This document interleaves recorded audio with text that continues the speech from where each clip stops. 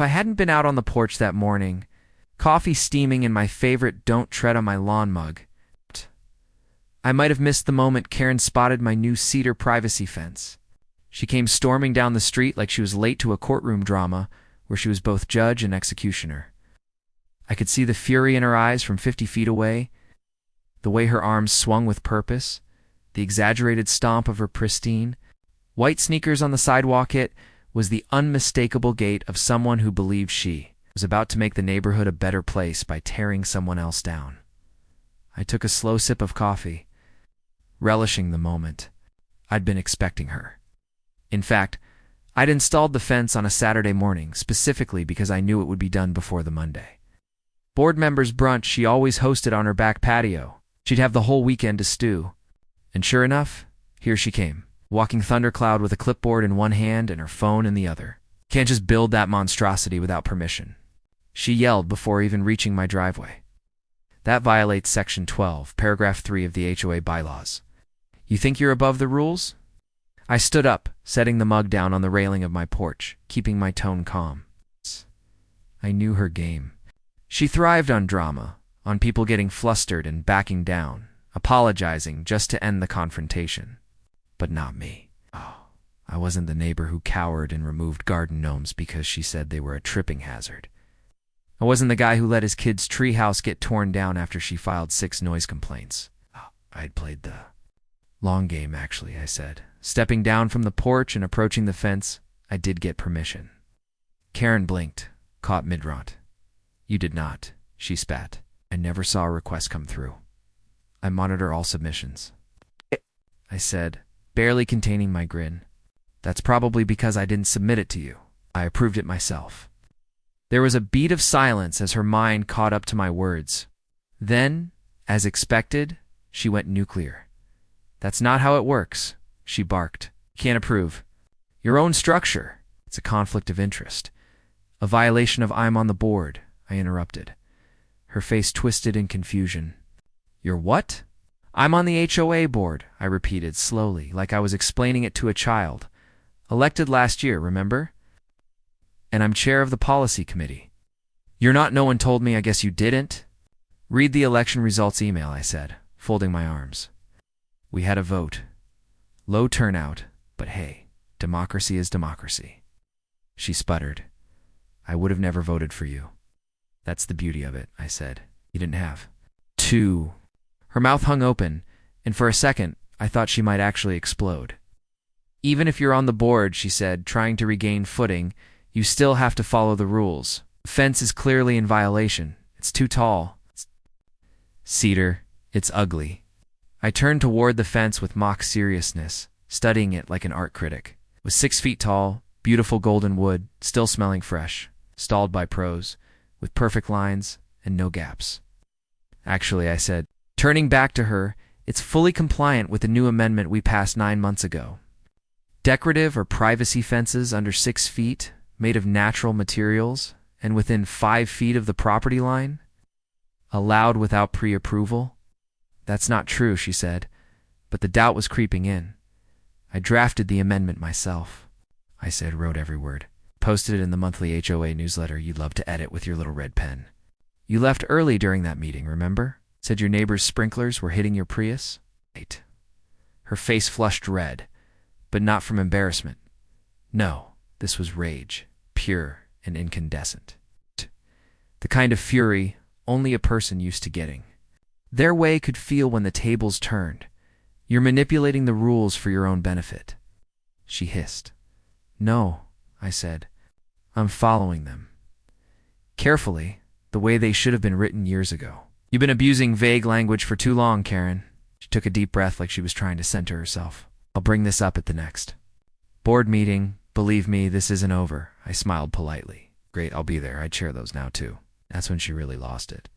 She pivoted on her heel and stormed off, muttering to herself and already dialing someone on her phone. Probably Bruce, the HOA treasurer with a habit of falling asleep in meetings, or Linda who once cried during a heated discussion about mailbox color schemes. I let her go, sipping my coffee again, feeling the breeze off the fence that wasn't going anywhere. The thing is, I hadn't joined the HOA board just to get a fence. I joined because I was tired of bullies running the neighborhood like their own petty kingdom. Karen had fined people for patio chairs she didn't like, reported kids for unauthorized lemonade stands, and once filed an actual noise complaint against someone's wind chimes. I'd had enough. So I did what any strategic person would do. I got involved. Quietly, I learned the rules, then rewrote the ones that needed fixing. I gave power back to the community, not the complainers.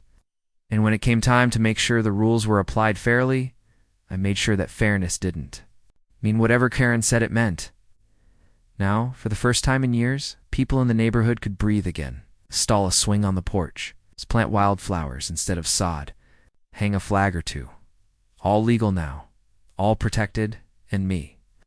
I got my fence built to code, designed with care. A small monument to playing the long game and winning. Karen didn't waste a second. By that same evening, I saw her going door to door. With a clipboard and what looked like a printed packet of documents, I wasn't close enough to hear her conversations, but I could imagine the script. Dramatic gasps, whispered warnings, probably some exaggerated claims about me trying to turn the neighborhood into a compound. That was her style, turn every minor issue into a campaign, every disagreement into a public crusade. And sure enough, 2 days later, an official email hit everyone's inboxes. Emergency HOA meeting, fence violation discussion. Actually, laughed when I read it. The meeting was scheduled for Friday evening at the clubhouse. I showed up 15 minutes early, not out of nerves, but because I wanted to get a good seat near the front and watch the show unfold. Karen, of course, was already there, standing behind a folding table she'd arranged like some courtroom evidence display. She had photographs of my fence from 3 angles, annotated copies of the HOA bylaws, and even what looked like a little printed-out slideshow titled Community Decay, a Case Study. I walked past her with a smile and a polite nod. She didn't return it. As neighbors trickled in, I could see the divide. Some were clearly there just for the drama, people who never showed up unless someone promised fireworks. Others looked genuinely curious, even a little uncomfortable. And a few, like old Mr. Fletcher from 3 houses down, gave me subtle nods of support. He had his own run-ins with Karen over a wind spinner in his front yard. She said it created disorientation for joggers. Once the room had filled, Karen stood up with the confidence of a prosecuting attorney. She cleared her throat, shuffled her papers dramatically, and began. Asterisk, ladies and gentlemen, she said. I called this meeting today because I believe what we're facing is a turning point, a breakdown of process, direct threat to the order we've maintained in this community for over a decade. One of our residents has unilaterally installed a 6-foot privacy fence without proper approval, without community input, and I believe in violation of the very principles this HOA was built on. I leaned back in my chair, hands folded. Listening calmly, she held up a large photo of my fence as if it were evidence in a criminal trial. This, she said, is not just a fence, it's a symbol of defiance, a refusal to respect our rules. A few people looked at each other, raising eyebrows. Others just looked tired. I have reviewed the bylaws myself, Karen continued, and I find no indication that such a structure can be erected without explicit prior approval. No notice was given to neighbors. No design was submitted.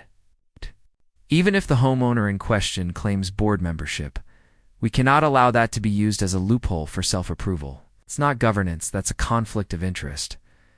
She sat down with a dramatic sigh, folding her arms and glaring in my direction.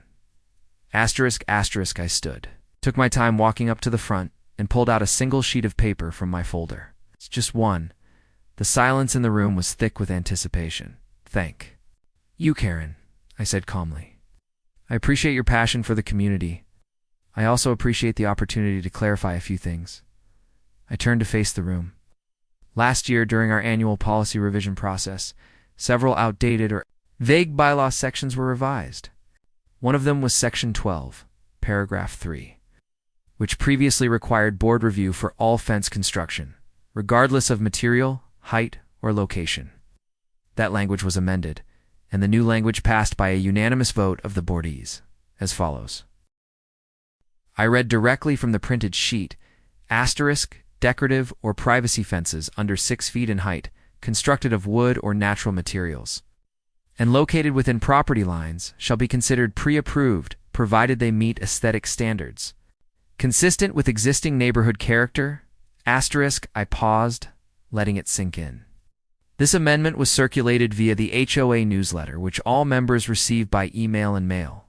The change was also posted on the HOA website and discussed at the March board meeting. Karen, you were present at the start of that meeting, but left after 15 minutes. I believe the reason noted in the minutes was sprinklers hitting your vehicle. A few muffled laughs rippled through the crowd. Karen opened her mouth, but I raised a hand politely. I'd like to finish. Thank you. I held up a second document. Here's the formal board approval record for the amendment. My fence meets every single requirement: height, material, location, and visual consistency. It is by definition compliant. I turned slightly toward Karen and added, furthermore, to address the idea of conflict of interest, I did not self-approve anything. I wrote the amendment as a neutral board member during a policy review. The language was adopted before I even considered putting up a fence. My actions since then have followed the very same rules every resident is expected to follow. Now the murmurs were growing louder. People were flipping through their own copies of the bylaws, and several were nodding. But just to make one thing clear, I said, turning back to the group. The intent behind the amendment was to simplify life for our residents. People should be able to improve their property without navigating 10 layers of red tape, especially when the improvements are reasonable and non-disruptive. The bylaws exist to preserve harmony, not to weaponize against each other. That part got some applause. I hadn't planned it, but I wasn't complaining. I returned to my seat, calm and collected. Karen, red in the face, stood up again but couldn't seem to find her footing. Well, I think this whole process has been manipulated. I mean, if we just let anyone interpret the rules, you're the one who misinterpreted the rules? Someone called out from the back. He just read them straight. Read the newsletter once in a while, another voice chimed in. Karen sat back down slowly, visibly shaken. She didn't speak again for the rest of the meeting. The board voted not to pursue any enforcement action regarding my fence. The vote was unanimous. I didn't even have to cast mine. As the meeting adjourned, a few neighbors came over to shake my hand. One older couple thanked me for finally standing up to her. Another guy said he was going to start his own fence project next week. Even Bruce, the treasurer, gave me a rare thumbs up before heading out to his car. Karen didn't say a word as she packed up her photos and binder, moving briskly like someone trying to escape a losing courtroom. I just walked home under the evening sky, the weight of confrontation behind me, and the quiet satisfaction of knowing that for once, reason and fairness had won out over noise and pettiness. The days that followed the emergency HOA meeting were oddly peaceful. For the first time in what felt like years, I didn't find a passive-aggressive note taped to my mailbox. No letters from the HOA? No suspicious phone calls at dinner time? Karen, it seemed, had gone quiet. And that silence was almost more unsettling than her usual theatrics. I kept expecting the other shoe to drop, some new scheme, some technicality. She'd dig up from the archives to try and undo what had already been resolved. But nothing came. I saw her a few times during the week. Once, trimming her hedges in a wide-brimmed sun hat and oversized sunglasses like she was avoiding the paparazzi.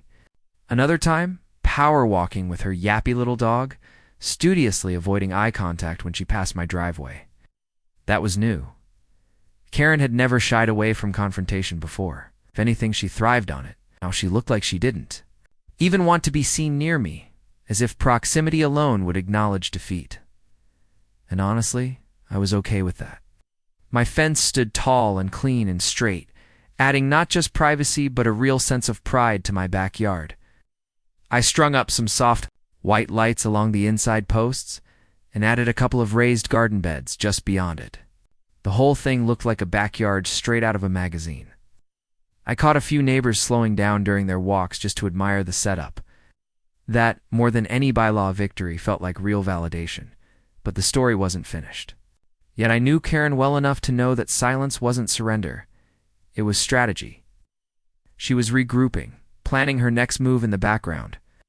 She'd lost the battle, Sure, but I had no doubt she was thinking about the war, which is exactly why I decided to make the first move. A week after the meeting, I drafted a letter and dropped it in her mailbox. It was short, polite, carefully worded. I thanked her for her continued investment in the well-being of the neighborhood and invited her genuinely to join the HOA policy committee. I wrote that her attention to detail and passion for community standards would be a valuable contribution. That was true in its own way. She did have energy, misguided, aggressive, exhausting energy, but energy nonetheless, I figured. It was better pointed inward than weaponized against the rest of us. I didn't expect her to respond. I certainly didn't expect her to show up. So when I saw her at the next committee meeting, slipping in quietly and sitting in the back without a word, I had to fight the urge to raise an eyebrow. She was there, in silence, taking notes, not interrupting. It was surreal. That meeting was a big one. We were reviewing proposals for updating the front yard decoration rules, something Karen had historically lost her mind over years ago. She'd made a resident remove a decorative windmill because it clashed with the colonial aesthetic. I watched her during the discussion, curious to see if she'd erupt like usual. But she just sat there, arms folded, lips pursed, saying nothing. We passed 2 amendments that night. One made it easier for residents to use non-traditional landscaping, like gravel or wildflowers, instead of just sod. The other limited the hours during which noise complaints could be filed, aimed mostly at stopping people from being fined for mowing their lawns a minute past 6 p.m. Both passed unanimously. Karen didn't vote. As a guest, she didn't have to. But I saw her glance up at me, just once, as the meeting ended. Not a glare. Not her usual squint of suspicion. It was more of a neutral look. Measured. Like she was studying me and recalculating everything she thought she knew. After the meeting, as I was gathering my things, she approached me. Slowly, carefully, she said almost under her breath, "I still don't like that fence." I chuckled. "That's okay. It wasn't built for you." She let out a short, dry laugh. It's a real one, not dripping with sarcasm or resentment. Just one breath of genuine amusement before she straightened up again. "You're a tricky one," she said. "I just believe people deserve to enjoy their homes without a magnifying glass on every flower pot," I replied. She didn't argue. She just nodded and walked off. I stood there for a moment, slightly stunned. Not because Karen had spoken to me without raising her voice, but because for once it didn't feel like a confrontation. It felt like a shift. A small one. Sure, but still, something had changed. Over the following months, Karen continued to attend meetings. She didn't speak often, but when she did, it was measured, quieter. Not friendly, let's not get carried away, but constructive. The residents who had once been terrified of her started speaking up more. When Guy suggested painting his garage, door blue, and when Karen hesitated but didn't immediately veto it, people treated it like a miracle. And the neighborhood? It breathed a little easier. More kids on bikes, more porch chairs out front. People started chatting at the mailbox. Again.